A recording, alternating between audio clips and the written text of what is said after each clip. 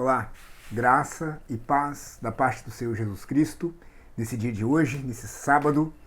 Que maravilha poder estarmos aqui acompanhando as lições diárias da nossa revista, da Casa Geração. Todos os dias nós fazemos então uma análise, fazemos um comentário, nós fazemos um resumo das lições diárias. Muito importante, muito maravilhoso isso, é muito gostoso quando a gente se envolve com a Palavra de Deus e tem um prazer em estudar a Palavra de Deus. Temos o prazer de aprender cada vez mais da Palavra de Deus. Isso é muito rico, isso é muito precioso. E a lição de hoje, desse sábado, vai falar, é um tema maravilhoso. É a Nova Jerusalém. É a cidade da Jerusalém espiritual. Aquela Jerusalém, aquela nova cidade onde nós viveremos. Nós veremos. Nós estaremos ali.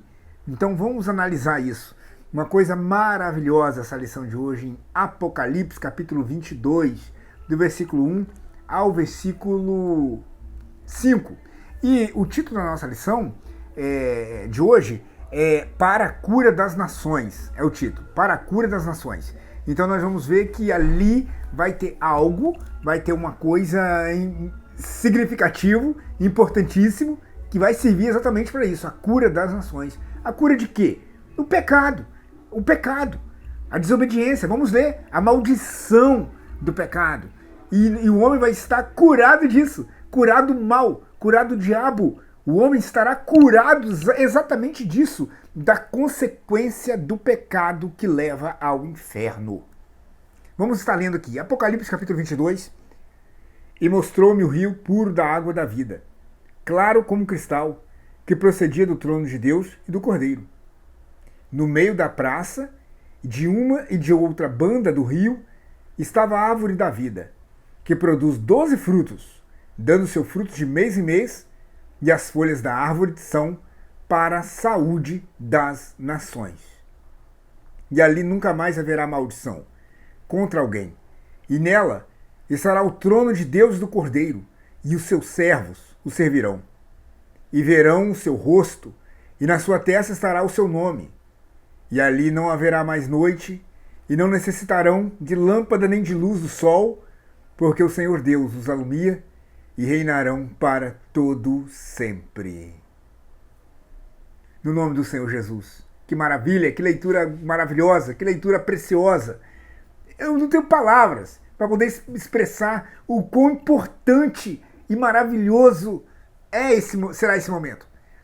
Eu quero frisar que o seguinte, nossos dias aqui é de luta. Os nossos dias aqui é de choro. Os nossos dias aqui é dias de correria. É dias de desassossego. É dias de tormento. Os nossos dias aqui é rodeado de aflições. Cada ano de vida nosso aqui, que nós comemoramos, fazemos um bolinho, comemos o bolinho, batemos palma, né, e parabenizamos uns aos outros. Cada ano de vida que nós vivemos aqui é uma superação, é uma vitória, porque aqui é o mundo de perseguição, de tribulação, de luta. Por isso que cada ano de vida merece sim ser parabenizado, merece sim ser comemorado, porque é uma vitória mesmo. Porque os anos aqui na Terra é de muita luta, muita dor, muito sofrimento. Significa perdas, significa topadas, significa quedas, significa decepções, frustrações. Aqui. Mas o que nós lemos aqui na Palavra de Deus é que um dia isso não vai existir mais. Hoje nós vivemos aflições, sim. Hoje aqui na Terra temos tribulação, sim.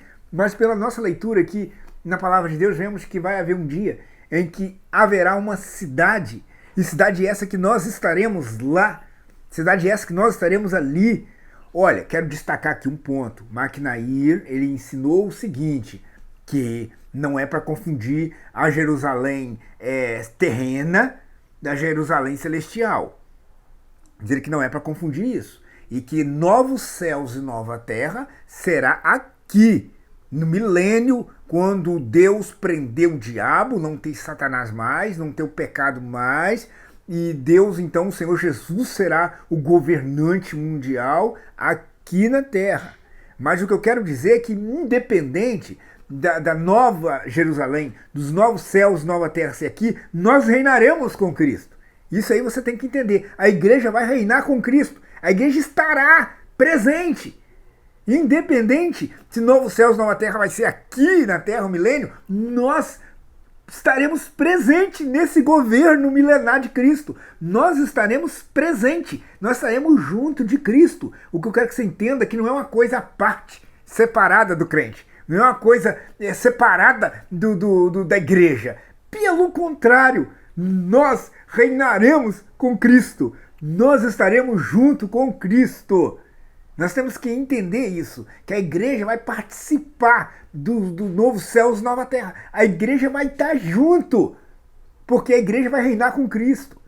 Então, independentemente de qualquer coisa, quero que você entenda isso. A Jerusalém terrena, a Jerusalém celestial, novos céus, nova terra, a nova Jerusalém.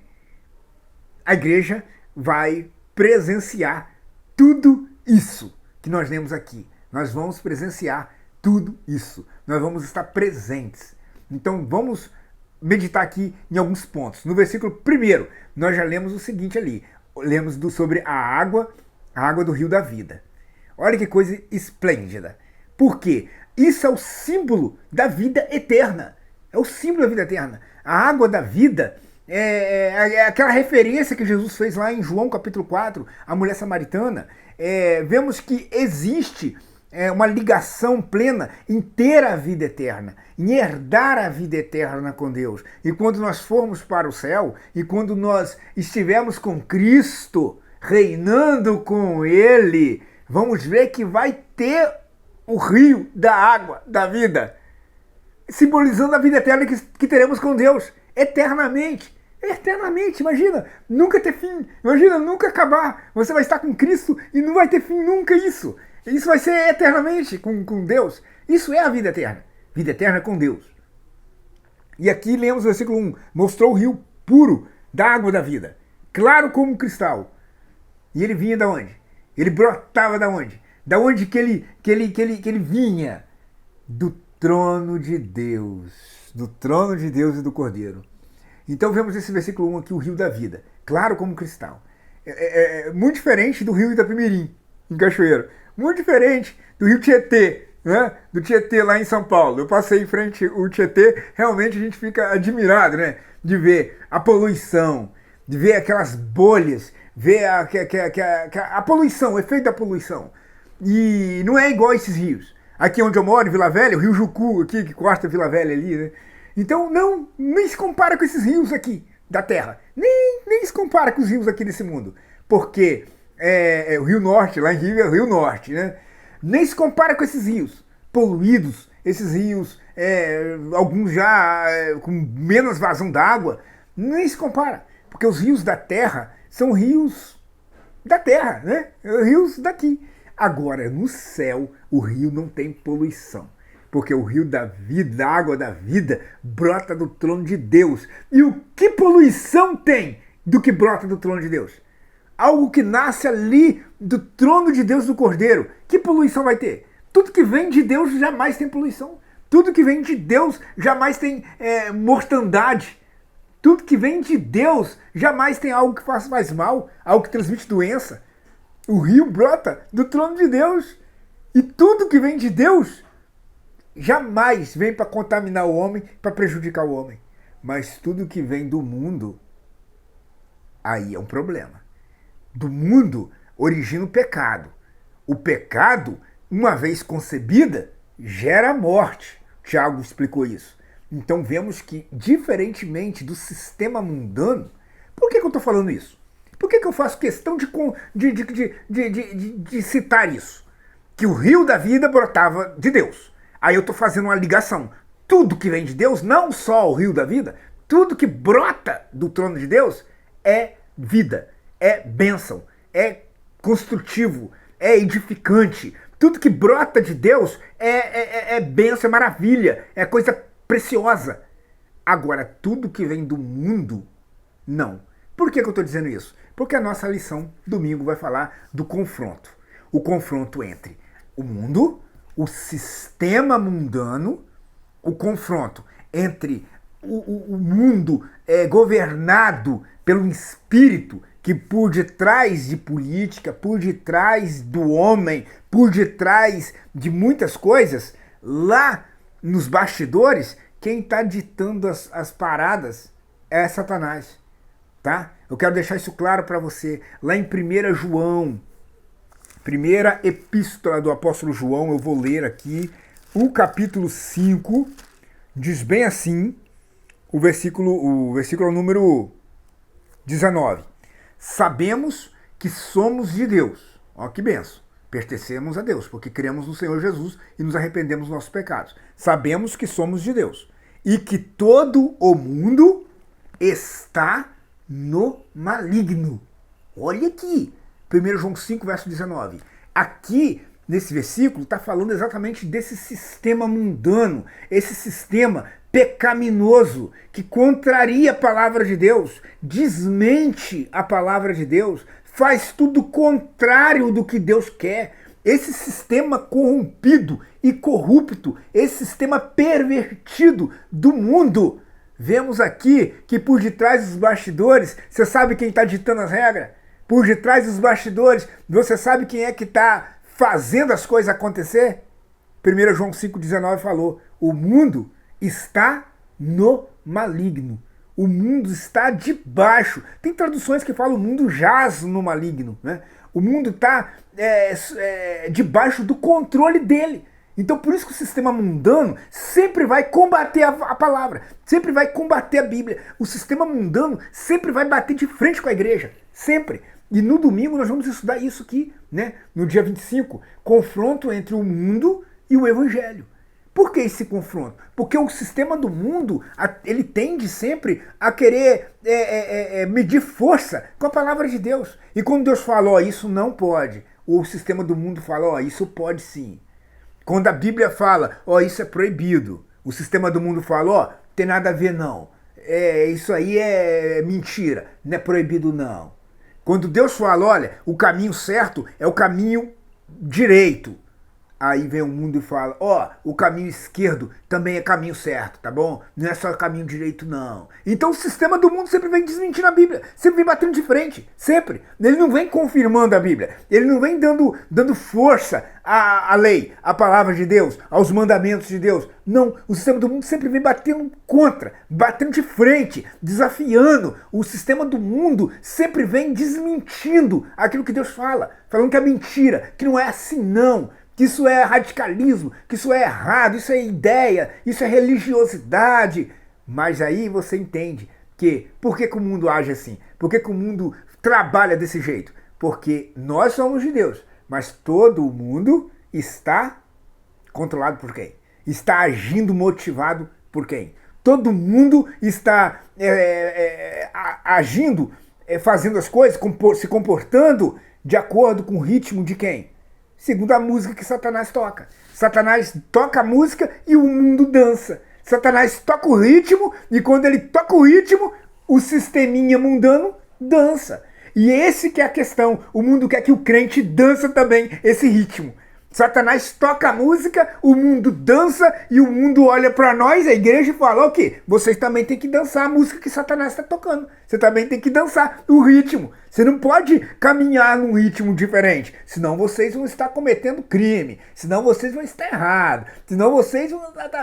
Aí eles acabam julgando a gente, acabam condenando a gente. Em alguns lugares até prende a gente. Isso para mim não falar que em alguns lugares até mata a gente.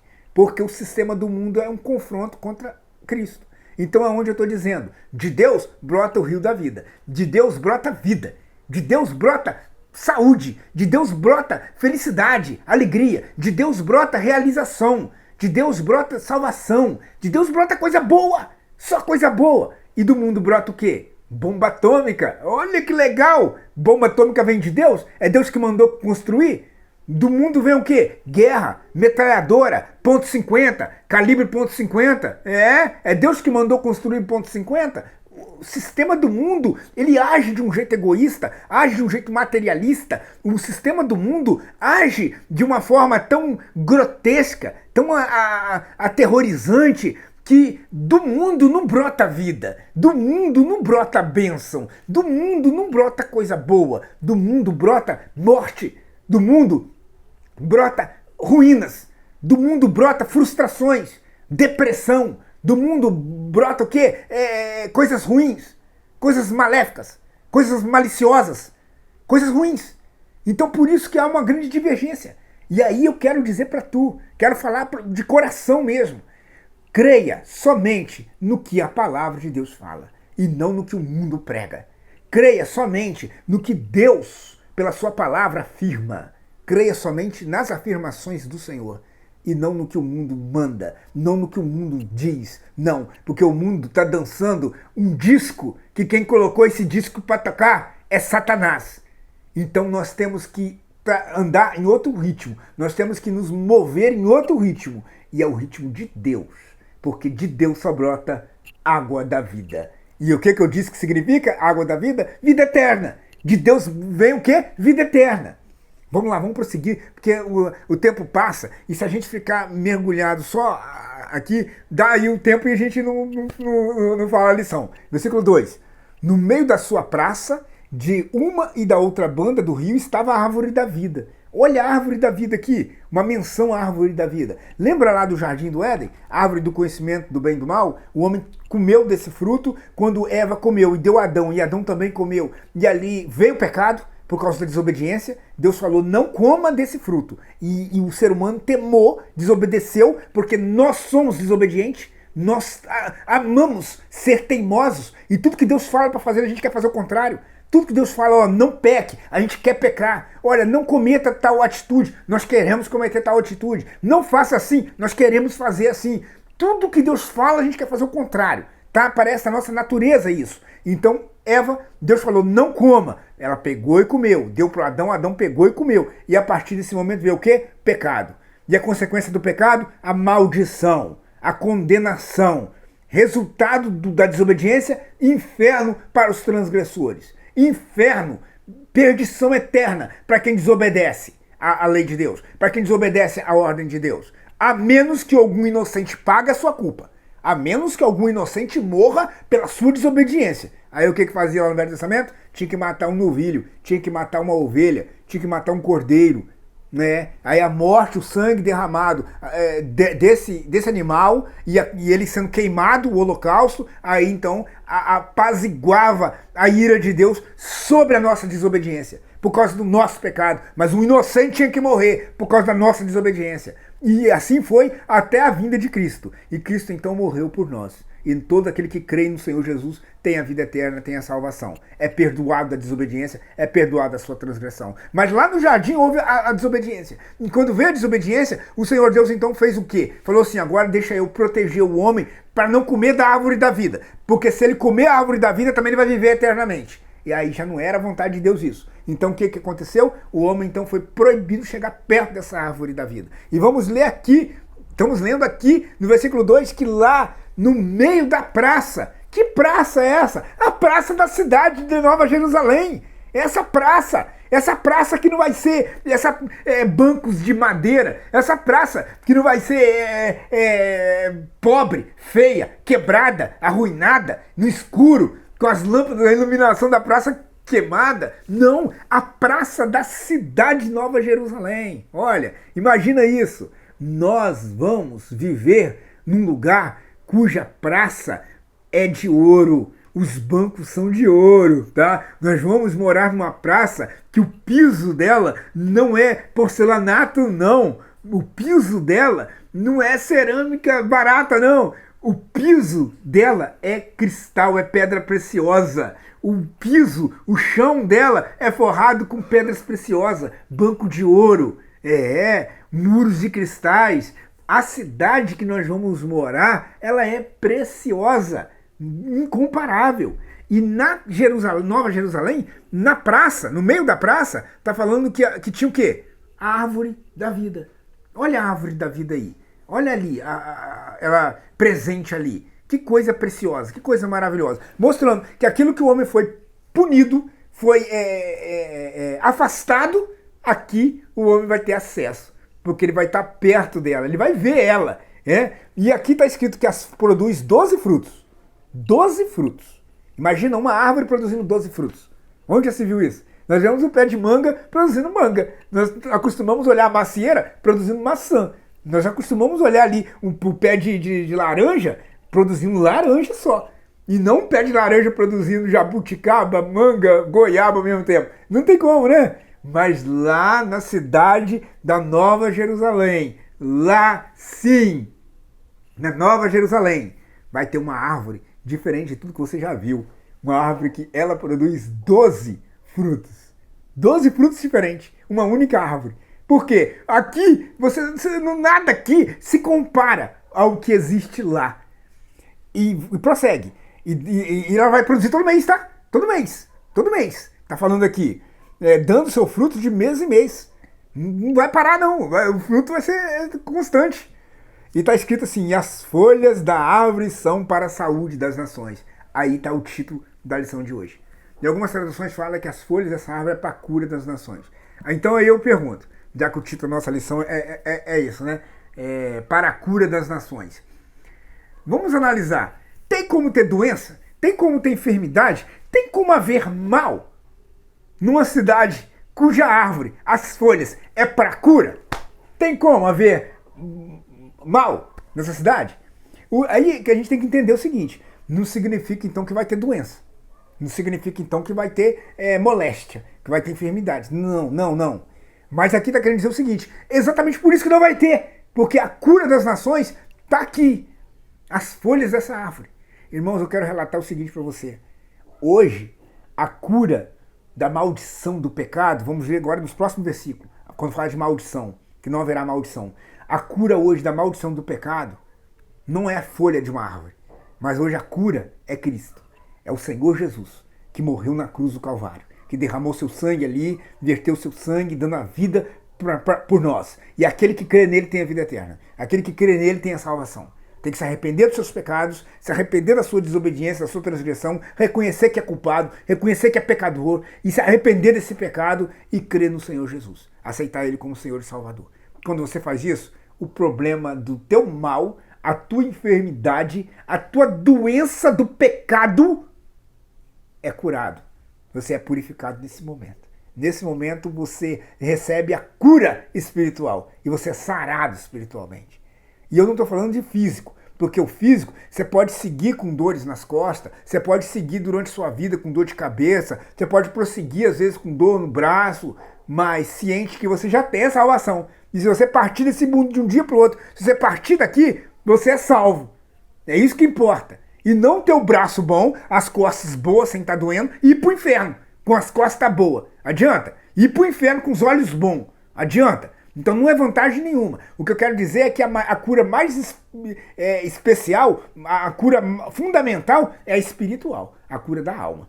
E essa cura só Jesus pode dar. Não é as folhas de uma árvore, é Cristo Jesus. É Ele, a obra que Ele fez na cruz. E aqui, a cura das nações é as folhas dessa árvore, que está lá no meio da praça, na Nova Jerusalém. Isso é muito importante. Tá entendido? Né? Cristo que é a cura. E lá não haverá mal, não haverá doença. E como haveria se ali está a cura das nações? Nem tem como haver. Né? Vamos lá, versículo 3. Ali nunca mais haverá maldição. Queria chegar nesse ponto aqui. Falamos lá do Jardim do Éden, que o homem pecou e o homem transgrediu a lei de Deus, não falamos? Que o homem desobedeceu e a partir daí veio o pecado. No capítulo 3 de Gênesis fala que Deus amaldiçoou. O primeiro ser amaldiçoado foi a serpente. Maldita entre todos os animais selvagens. Deus amaldiçoou a serpente e falou que ela ia rastejar. Então a primeira maldição foi sobre aquele animal, a serpente. E ela rasteja então até hoje. Depois nós vemos que Deus, multiplicador do parto, Eva, e Deus fala que o homem agora morrerá. E ele vai morrer, e ele vai trabalhar para comer o pão dele, o sustento dele, e Deus também amaldiçoou o quê? A terra.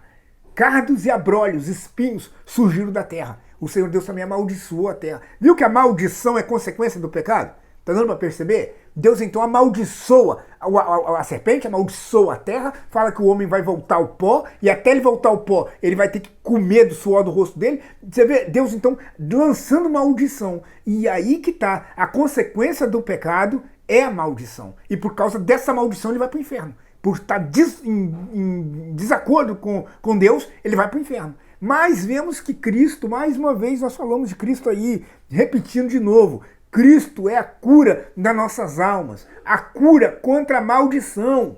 Deus é a cura, o Senhor Jesus é a cura contra a consequência da maldição, o inferno.